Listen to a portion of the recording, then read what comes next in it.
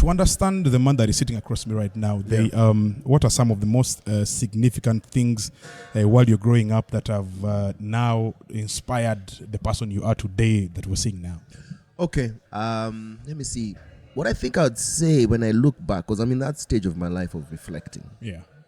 In your 40s is a very important time, because you really look back at your adult life and be like, what's making sense, what's not making sense. Exactly.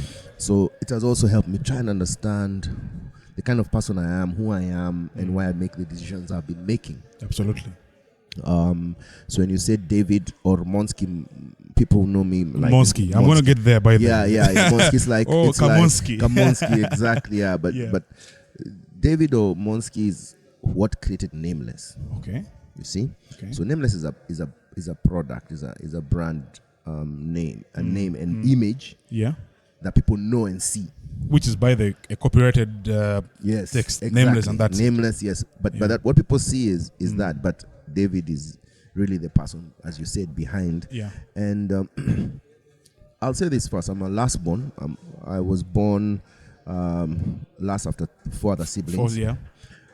2 brothers, 2 sisters. Yeah. And I think that really shaped a lot about me in many ways. One, I had amazing parents. I have to give them their flowers. Absolutely. Your father, by the way, shares a name with me. Oh, yeah? It's called Solomon Joshua, yes? Yeah. I know. You've done your research, bro. Man. Yeah, I've done your research. Yeah. So now, they're much older now. When we chill, we go there, we give them their flowers, because we're very balanced parents. Both of them are still alive? We're still alive. Crazy. And we're like, man, you guys, somehow, you really gave us a sense of security that has helped us through life. Yeah. And then also my big siblings, I learned how to just learn from them, from their stories. Because they're 10 years older than me, 5 years. So you whatever they're going through, you learn, so that by the time you're going through it, you already have like some like something like some bit of litmus paper somewhere. And that helped me how they messed up. So I'd be like, 10 years, I see him when they're 19. I'm like, okay, these are your friends. This is where you drank. This is what happened. And when I'm 20, they're 30. Okay, this one is like this one. This friend of mine did this, and this one. I always used to talk to all of them about their lives and their friends. Yeah. But what was happening was, it was lessons for me. How I knew that is when I would talk to my therapist or counselor. They would tell me, it's always good to have friends who are 10 years older, 20 years older, 10 years younger, because all of them shape how you look at life. They're literally going through exactly what you're going now. And also you see, like, projecting like 10 years, that's literally how you look like. So exactly. you either fix things or you just don't. Exactly. So that really helped me. Wow. It made me, I think even now I talk to them, they'll tell me, my brother will tell me, oh, this friend built a big house here, now regretted it. Now he didn't even live there. Wow. What is he telling me directly? Before you build a really big house, do you really need it? No. Yeah. Because now you find someone he's telling me things that they did, his friends did, or something that now they're regretting. So I learned from that. Absolutely. So that, I would say, really helped me be very, very analytical about decisions. So I don't get too carried away with emotions. Yeah. Because I've already seen some things that happened. Wow. So that's basically what I look back. I feel a secure background. I think my parents really created that for us. Yeah.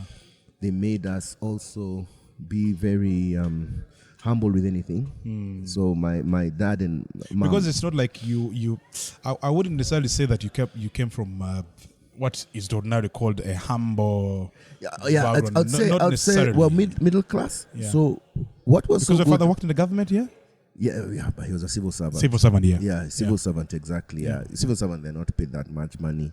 My mom was a imagine some of my parents who literally didn't have the jobs yet. They had to go on the streets looking for stuff to eat. So in that comparison, really, when I look, I'm like, okay, I had privileged parents because they at least had a job. Yeah.